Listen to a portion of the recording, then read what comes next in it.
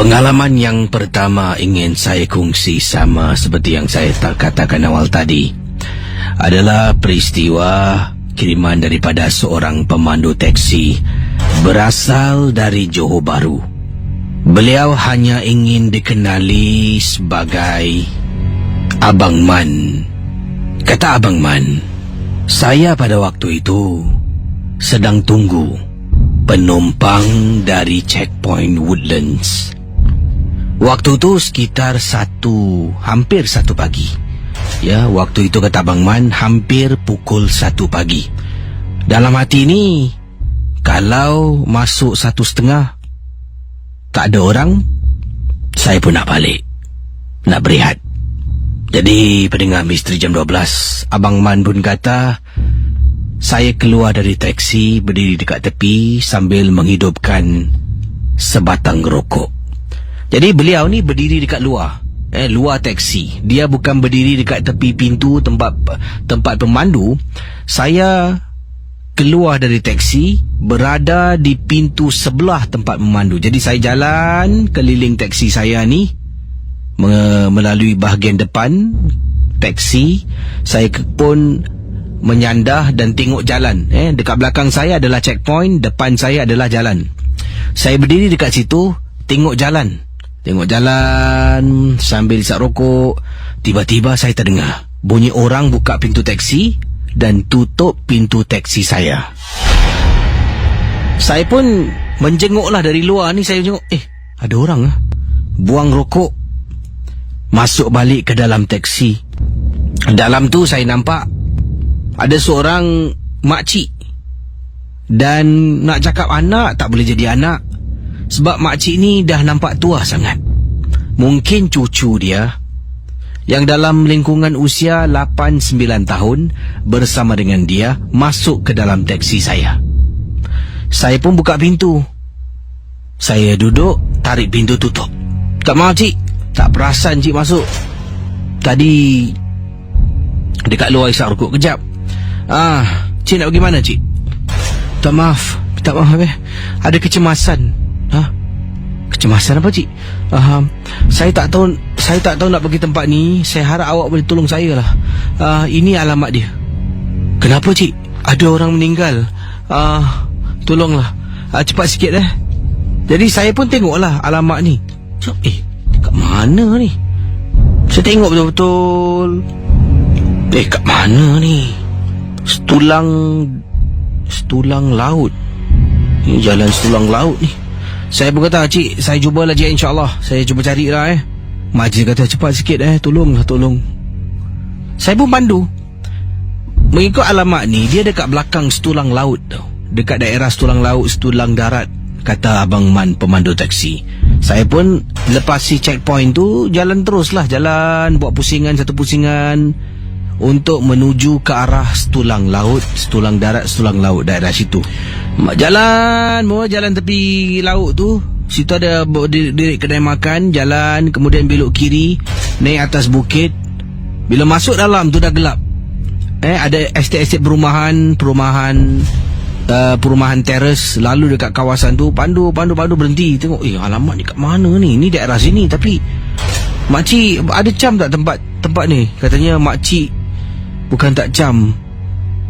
Dah gelap malam macam ni, susah nak tengok. Tolonglah. Yalah. Kemudian saya pusing.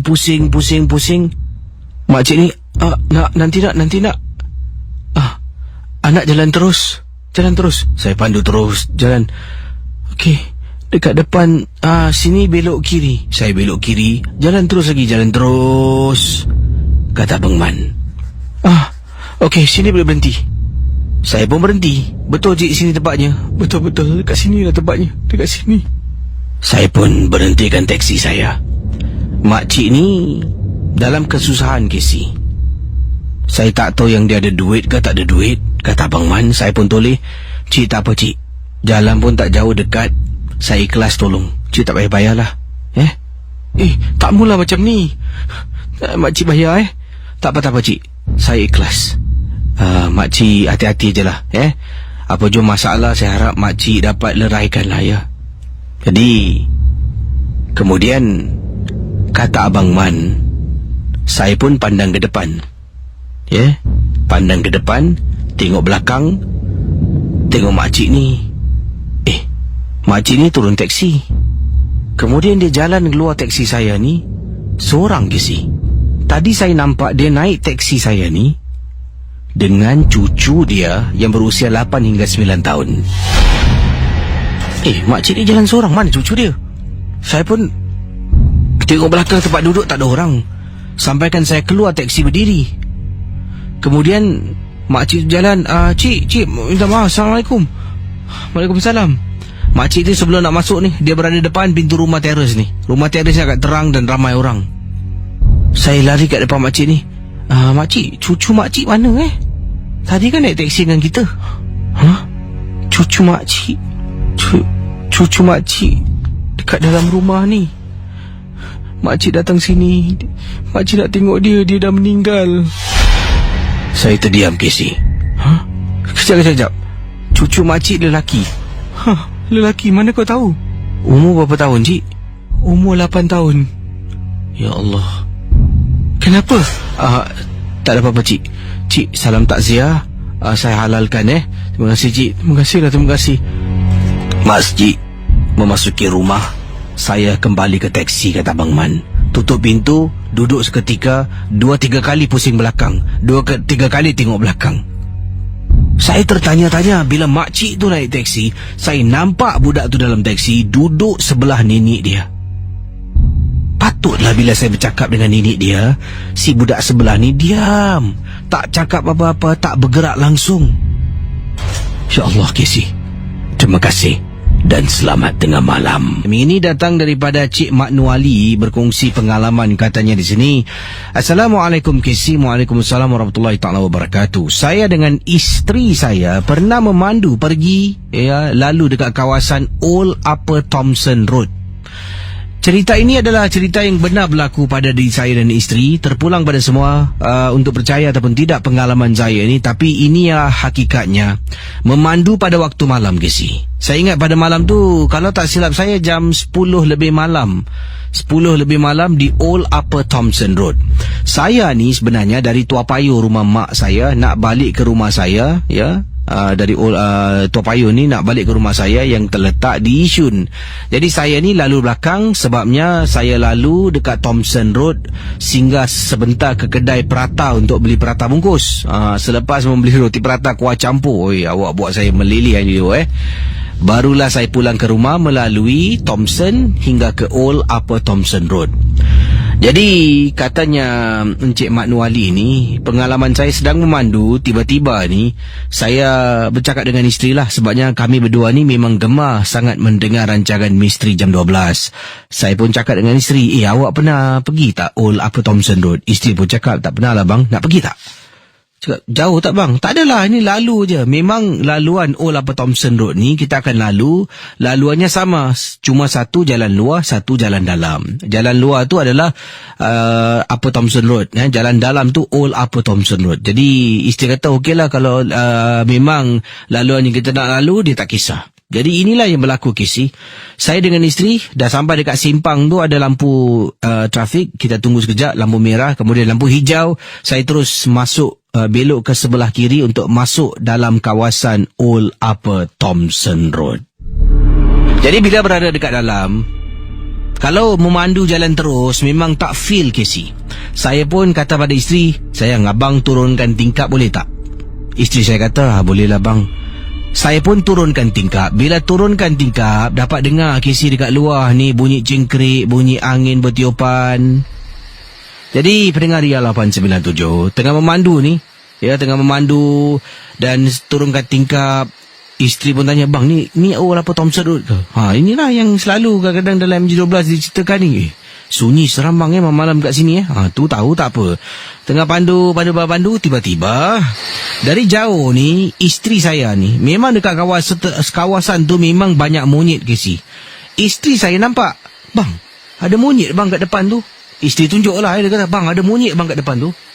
Jadi apa yang berlaku, saya ni tengok depan mana yang? Tu, depan. Saya pandu tak laju Saya pandu dalam kelajuan 40 km sejam sebab memang nak rasakan suasana yang sunyi sepi seram pada malam tu di Old Upper Thomson Road. Jadi tanya lagi, bang, apa tu monyet tu? Mana yang monyet? Bang, depan tu, depan.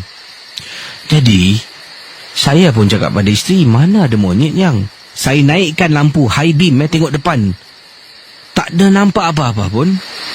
Tapi isteri saya kata dekat depan ada monyet. Saya pun tak apalah.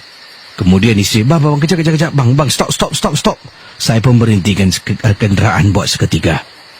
Kemudian, bang, abang jangan jalan terus bang. Abang reverse bang. Kenapa ni? Bang, cepat bang, reverse bang. Bang, reverse bang. Saya tanya pada isteri saya, awak kenapa ni? Kenapa? Casey, tiba-tiba kenderaan saya bunyi kedebum. Macam satu hentakan kedebum. Isteri saya tengah, bang, reverse bang. Kedebum. Terus isteri saya senyap. Terus tak ada menangis, tak ada rasa takut. Tengah, bang, reverse bang. Sayang, awak okey tak? Sayang.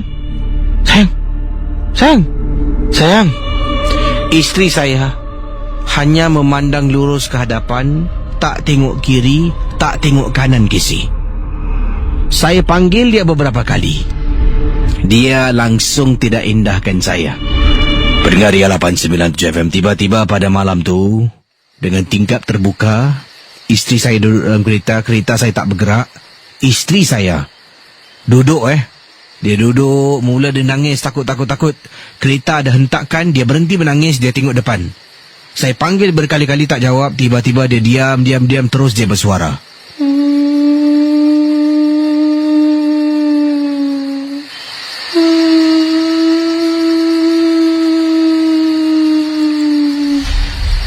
Sayang, kenapa dengan you ni? Sayang, you okey tak? Sayang.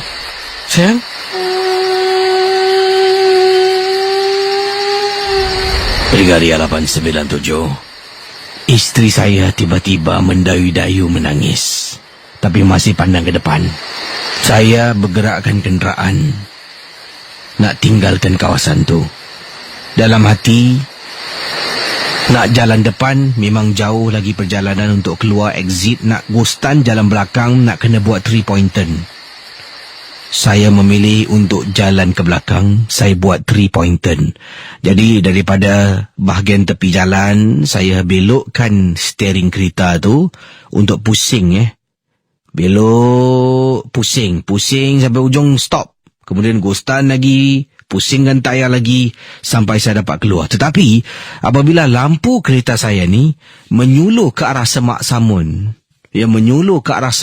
yang ada. Jadi kereta saya ni berada melintang dengan laluan kenderaan dekat Old Upper Thomson Road dan memancar lampu ke dalam Semak Samun. Saya kali pandang, nampak macam ada orang tengah duduk menyangkung, sedang memerhatikan saya. Saya bila tak nampak, astagfirullah. Saya pusing dan nak tinggalkan kawasan di Old Upper Thomson Road. Isteri saya masih dekat sebelah, masih lagi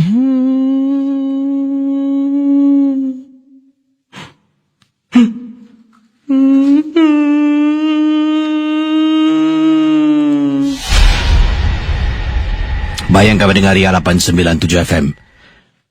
Katanya di sini, bila dia akhirnya keluar bercakap dengan isteri, rupa-rupanya isteri saya, kata Cik Muhammad Nuali, dalam keadaan dirasuk. Ya, dalam keadaan dirasuk, dah kena sampuk. Dan dari itulah saya faham isteri saya dah terkena. Jadi bila kemungkinan pada waktu isteri saya ternampak monyet, dia bukan nampak monyet dari jauh. Benda tu lari ke arah kereta, saya tak nampak, isteri saya seorang nampak, sebab tu dia terpekik-pekik. Dan hentakan yang ada pada kenderaan tu bukan apa, Casey, dia masuk ke dalam dan untuk merasuk ke dalam tubuh badan isteri saya. Saya pada waktu itu tak tahu apa yang terjadi.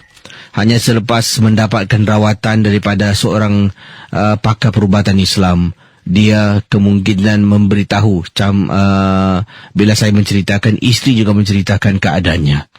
Jadi bayangkan pendengar Ria 897 FM. Saya sepanjang perjalanan, bulu roma meremang, kata Cik Muhammad Noali, bulu roma meremang. Sambil tu saya cuba berbual dengan isteri tak layan, tetap menyanyi. Kemudian dia ketawa, dia menyanyi.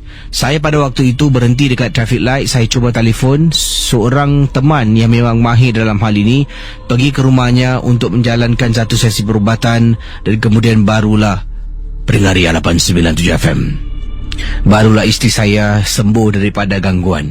Rupa-rupanya secara kebetulan bila saya masuk Old Upper Thomson Road, dekat tempat tu tiba-tiba ada penunggu yang sedang duduk dekat tepi jalan. Jadi isteri saya pergi tegur. Dia kata, "Bang, ada monyet bang." Padahal bukan monyet. Yang dia tegur tu adalah penunggu. Terima kasih dan selamat tengah malam. Saudara, berikut kisah ini ingin saya bacakan, datang daripada Muhammad Asri, katanya, "Assalamualaikum KC." Waalaikumsalam. Saya pendengar Ria dari Pelintong. Ya, Pelintong, dekat mana Pelintong? Macam pernah dengar nama tempat ni, Pelintong. Katanya Muhammad Asri ini, saya nak berkongsi satu pengalaman seram berlaku dalam rumah saya. Ini berkenaan dengan permainan congkak yang dimiliki oleh nenek saya. Jadi arwah nenek saya ni suka bermain congkak. Dialah yang mengajar saya bermain congkak dengan adik-beradik yang lain. Dan kakak saya ni rapat dengan nenek.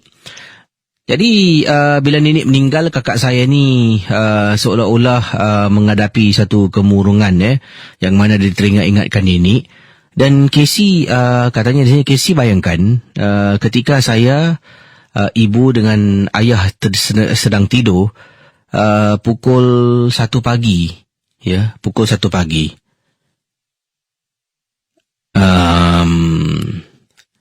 Anda bayangkan bila anda dalam mungkin situasi yang dikongsi sama di sini, pukul 1 pagi dia terdengar bunyi orang bermain congkak.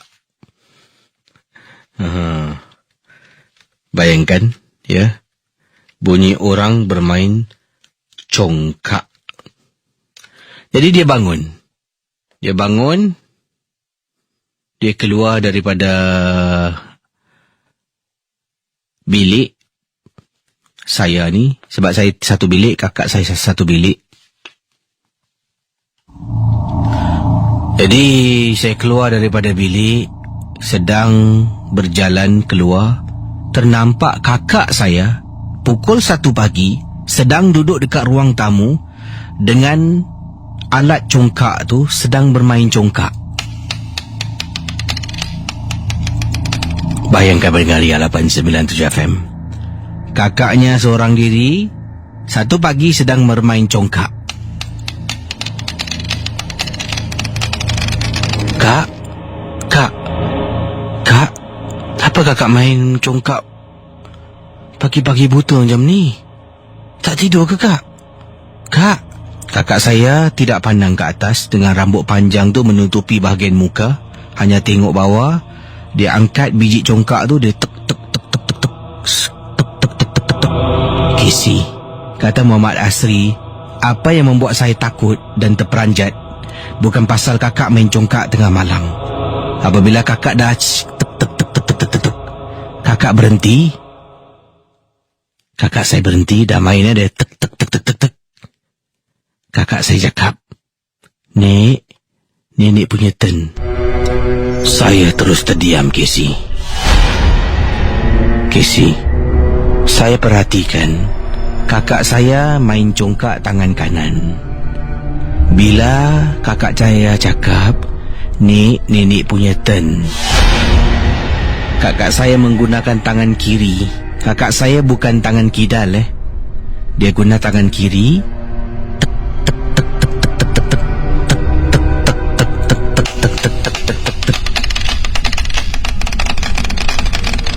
Bayangkan, Kak, barulah ibu saya keluar dari bilik. "Asri, ni apa ni malam main congkak ni? Tak tahu nak tidur." Toleh ke belakang. "Ibu, Yang main congkak kakak, Bu. Astri tengah tidur dengar orang malam-malam main congkak. Nadia? Nadia? Saya tengok ibu, saya giring kepala.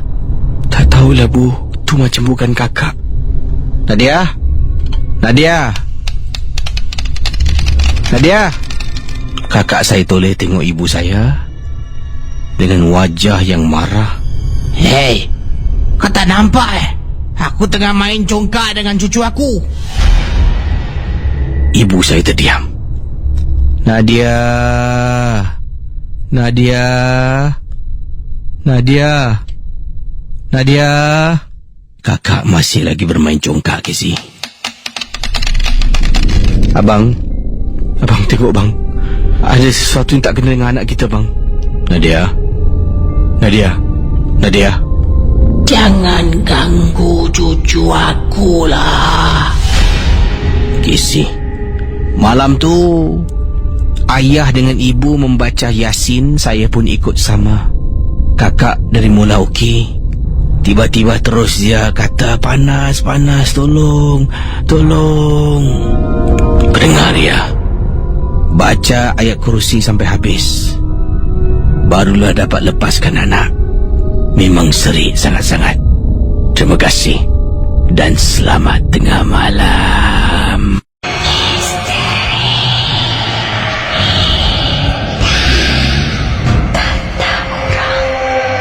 Saudara pendengar Ria 897 FM, berjumpa kita dalam Misteri Hitam Kata Orang. Benar ataupun tidak, jangan mudah kita percaya.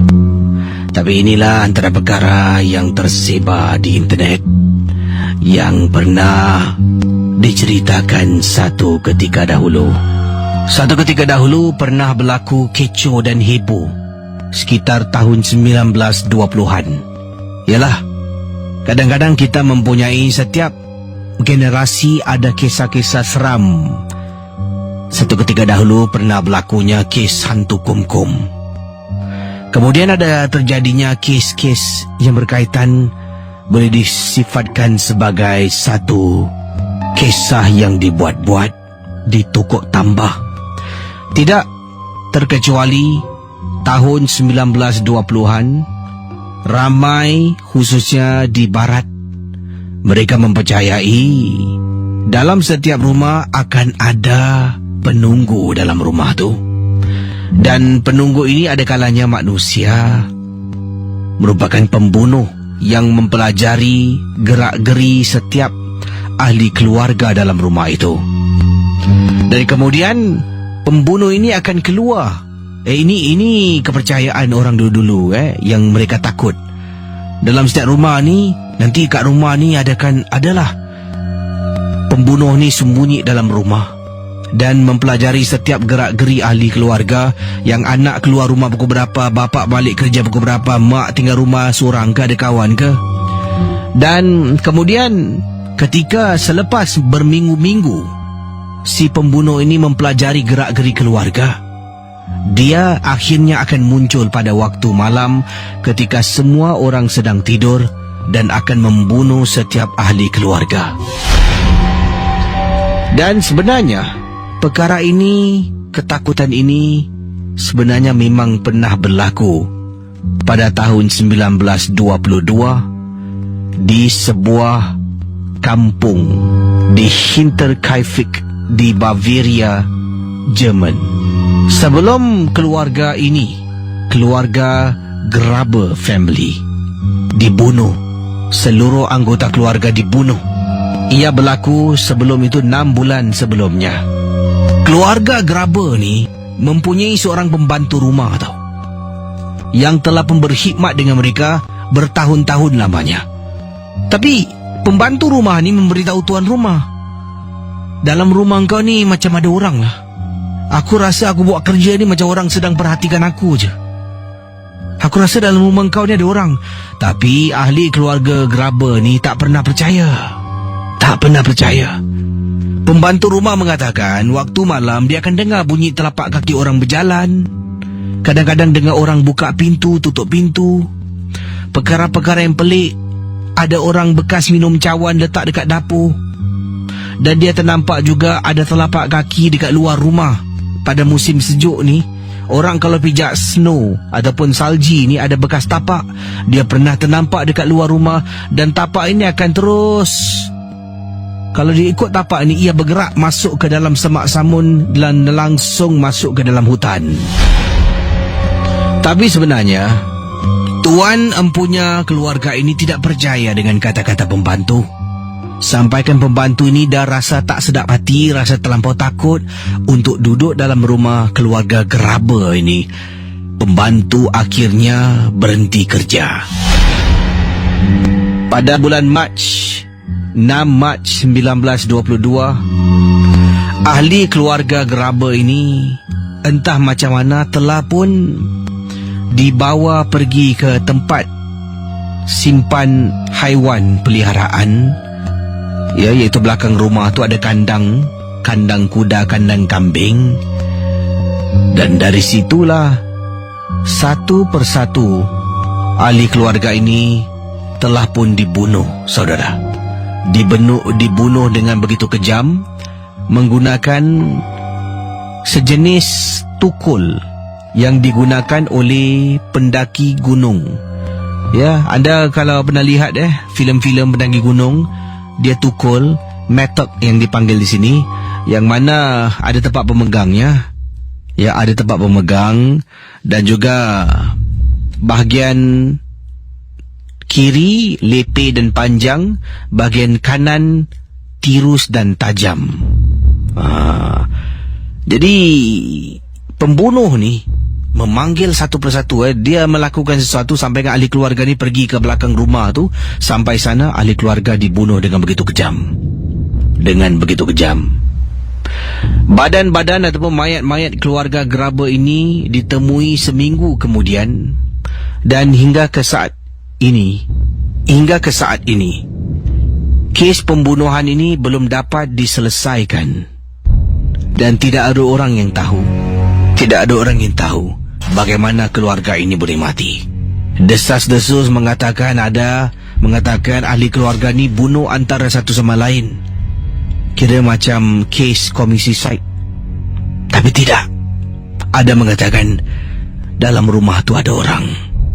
Dan satu persatu ahli keluarga dibunuh begitu saja. Saudara, itulah dia kisah misteri hitam kata orang di Ria 897 FM. Yang ini pula, saudara, siapa di antara anda tidur dan mempunyai katil yang bawahnya ada kolong, ya, yang mana bawahnya tu kosong lah, tidak diisi apa-apa dan nampak bahagian bawah katil. Ini berlaku kepada pendengar kita bernama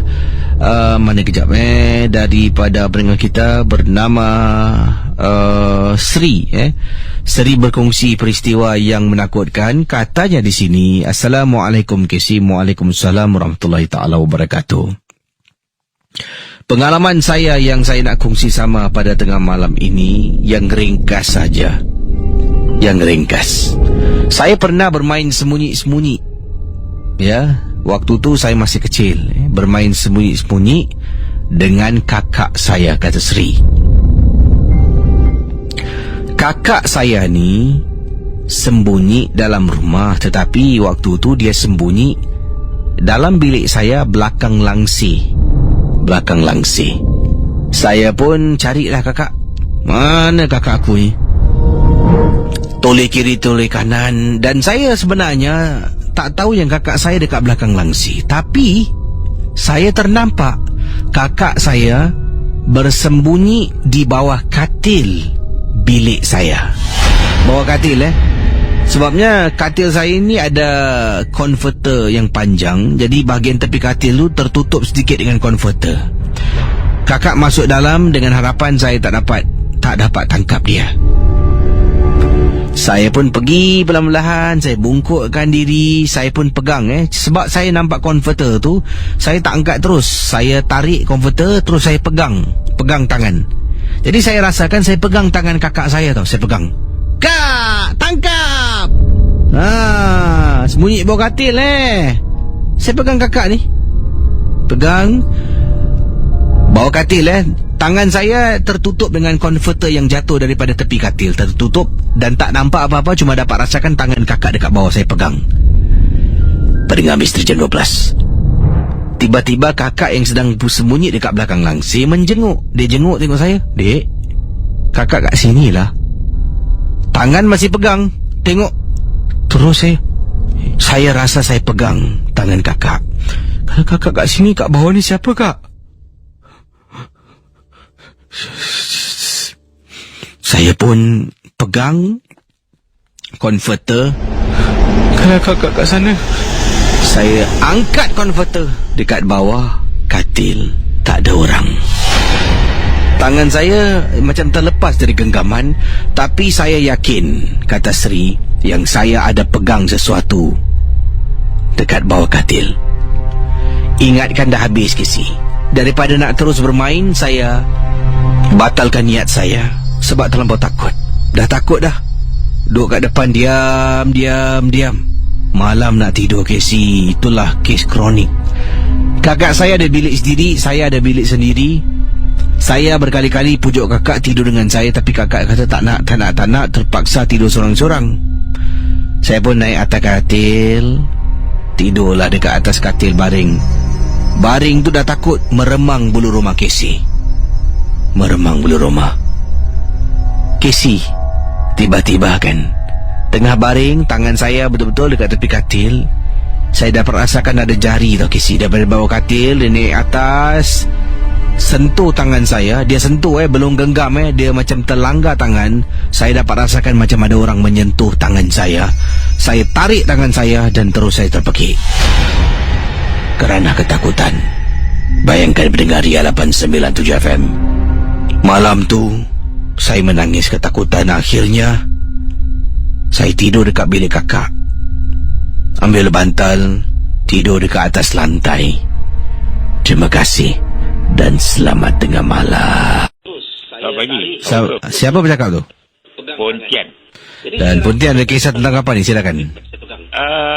Orang mati dah balik. Orang mati balik rumah. Dan Pontian boleh jauhkan diri dari radio tak? Nanti terganggu lah berkongsi pengalaman Jadi kisah tengah bercerita kan. Baik, kisah orang mati hidup balik Dia gini. Ramai pendengar di luar sana dia cakap korin kan. Tapi menurut ilmu yang saya pelajari, tak ada korin. Yang ada kita dengan jasad.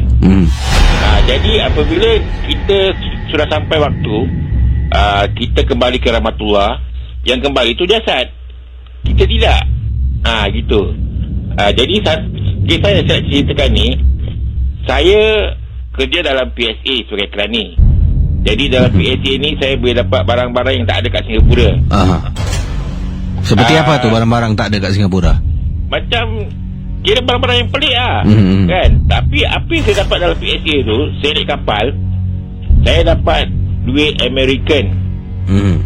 Duit American ni kira cap wayang kulit lah kan. Cap wayang kulit $1. Tapi tak laku di mana-mana lah, pasal dia tu cap wayang kulit. Jadi saya rasa antik kan. Saya pun bawa balik ke rumah, tampal kat dinding. Dalam rumah pusaka ni lah kan. Arwah bapak dah meninggal. Ya, arwah ibu sekarang dah ada arwah. Ketika itu ibu masih hidup. Dia ikut adik perempuan. Jadi rumah tu kosong, tak ada orang tinggal. Jadi saya yang berumah tangga bersama sesuatu yang dekat Johor, Pontian.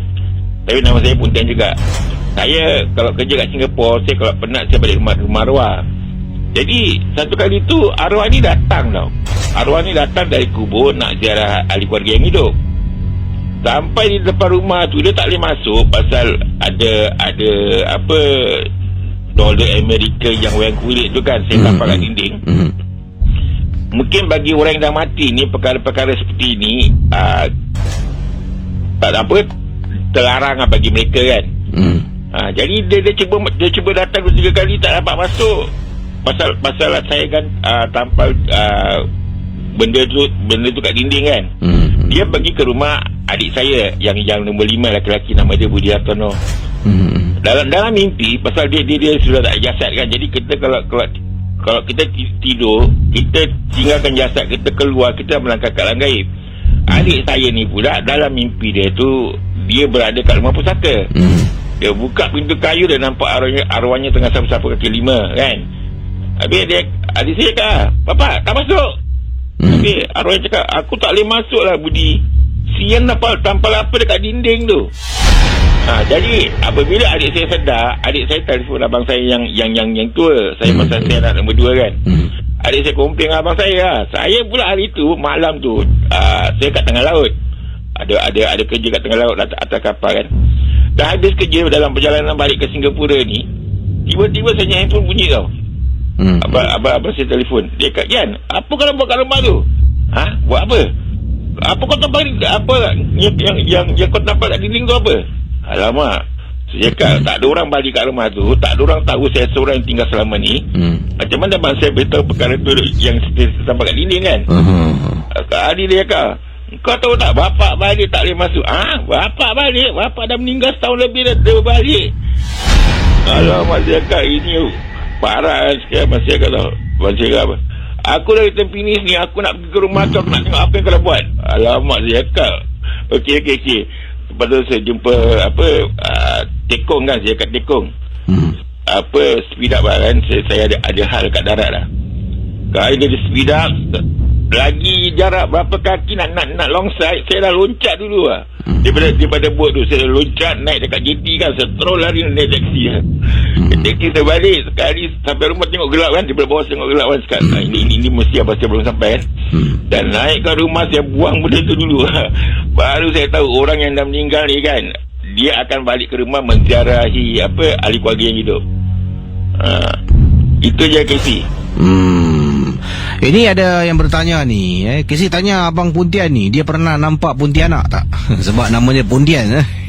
Itu gini, nama saya Pontian. Pontian ni orang susah nak sebut kan. Jadi kalau saya kat diri saya Pontian, dari tahun 90 saya, arwah ibu saya perkawinan saya ni matchmake kan. Diaturkan oleh orang tua.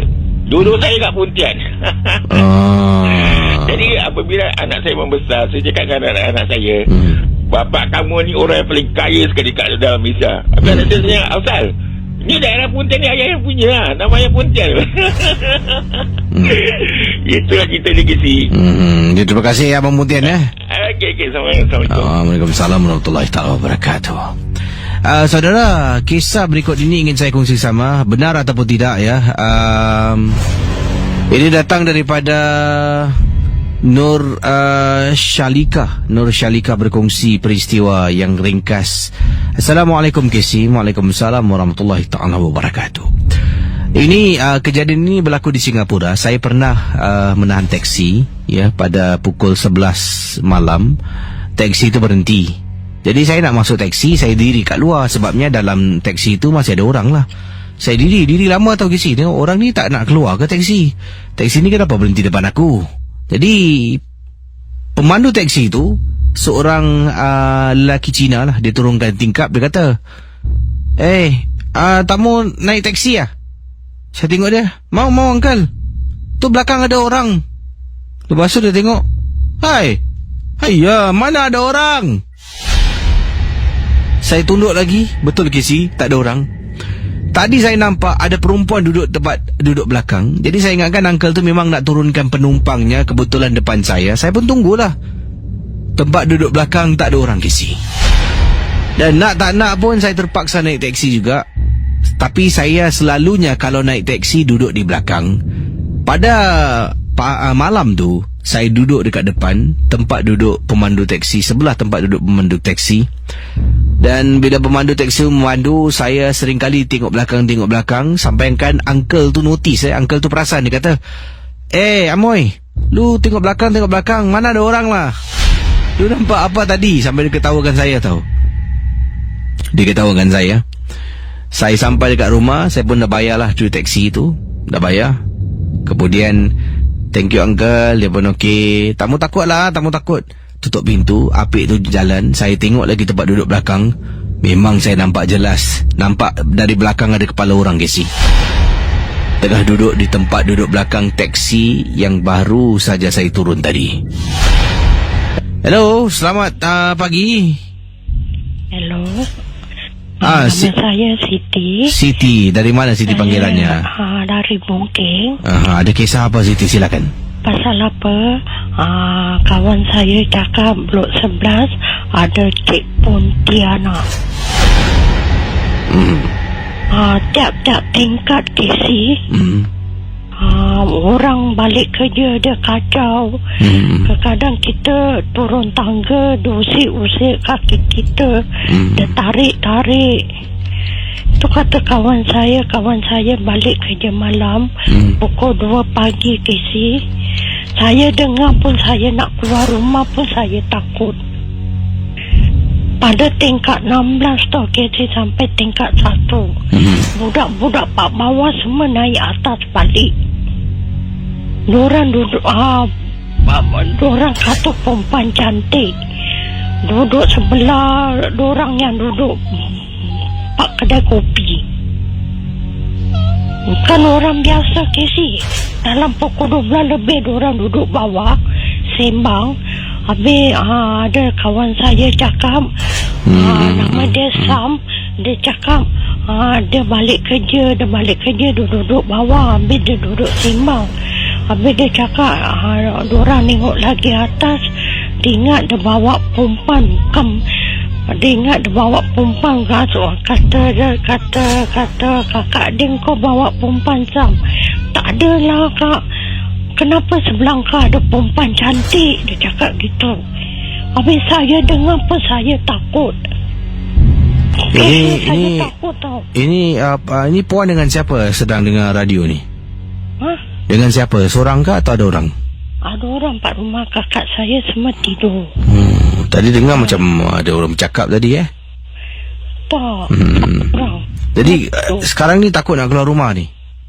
Saya nak dah dengar gini macam saya kena badi. Macam saya nak pergi bawah pun, nak pergi kedai pada siang pukul 8 atau pukul 9 tu siang. Saya nak naik lift tengah tu saya takut. Macam tempat tu macam keras tau. Tempat tu tempat tingkat 16 gitu. Macam dia kacau orang. Kadang duduk orang nampak sembang, duduk pak tangga, duduk dah sikap dia, tapi wajah dia tak nampak, rambut dia panjang sekali, duduk pak tangga. Saya takut tak kisi. Masalah apa? Saya tak kena, diorang kena lagi, diorang takut kan. Kalau diorang cerita saya macam tak tenteram hati saya. Nak keluar rumah, nak apa kan susah orang macam gini. Diorang piara lah kisi. Diorang piara jadi tak jaga betul-betul benda ni. Ni masa diorang piara punya. Takkan kalau diorang tak piara, macam mana dia boleh datang ni macam. Dia tiap-tiap malam kisi diorang nampak. Kadang bawah-bawah melidah duduk kat situ. Nampak lagi atas. Jadi anda pun dah banyak kali dah nampak ni? Banyak kali. Saya kadang pukul 2. Jam tu belum terjadi, selalu saya pukul 2 duduk. Saya duduk 4-2 tunggu anak saudara saya balik kan. Anak saudara saya kerja kelab malam, dia balik kadang pukul 2, pukul 3. Saya tunggu dia balik. Habis diorang dah cakap gitu. Habis saya tak berani nak keluar malam-malam. Anda pernah minta tolong sesiapa ke? Padahal saya takut tak kisi. Macam saya ni lemah semangat tau. Nak kencing pun diorang pak dapur diorang macam benda jatuh pun saya dah terpekik. Tapi awak berani juga mendengar MG12 Aku cakap siapa kalau diorang siapa yang dengar, siapa yang tuan dia dengar, jangan ini macam bikin orang tak orang takut macam gini. Budak-budak takut yang selalu nampak budak-budak. Kadang orang tua pun kerja malam balik pukul 2, pukul 3 selalu nampak pak tangga. ingat macam orang biasa.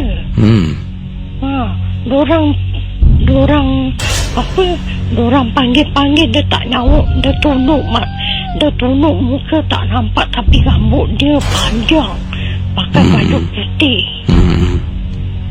So dorang, siapa yang pendengar ni janganlah sia-siakan, orang pun semua takut. Macam orang tu bela tu macam cik pun tu tak ada beriman lah. Dia tak ada, macam dia tak beriman, dia tak nak buat kerja yang ni diorang nak buat. Kan kerja bodoh. Saya takut tak Casey. Saya memang takut. Macam gini saya takut. Macam dah kena badi tu, kakak saya terlanggar, barang pun saya pekik buat bilik air. Dan saya tak ada pun duduk rumah pun saya takut. Kadang saya duduk rumah makcik saya lah. Anda katakan anda nampak susuk tubuh tu, macam mana rupa dia pakai, rambut dia panjang ke? Rambut dia panjang. Dia tengah terjun, dia tak nampak kaki. Dia tunggu duduk atas tembok, dia tengah duduk, dia pandang. Pandang tetangga. Saya cakap siapa ni? Ingat dua anak terjun diri. Saya pun takut. Habis saya masuk, saya tutup pintu. Kak, ni kakak. Saya kenapa muka kau pucat? Tak adalah, saya tak cakap. Kakak seorang tengah dengar MJ12 ni Saya cakap lagi, kakak saya lagi takut. Kak, kakak seorang sedang dengar MJ12. Saya seorang. Semua dah tidur. Kakak berani pula dengan MJ12 Tak ada rasa takut ke? Seram ke? Tak ada? Tak ada. Saya kadang-kadang saya pakai itu earpiece saya pakai. Saya kadang-kadang ni diorang ni macam tak beriman. Tahu dah jaga kata nak jaga, kasih Tuhan dia balik. Ini macam kau tak nak jaga, sepa-sepa orang pun takut. Cina-Cina semua takut tau Casey. Cina lagi tak percaya ni semua, diorang takut lah. Terima kasih Casey. Terima kasih ya kak ya. Selamat malam.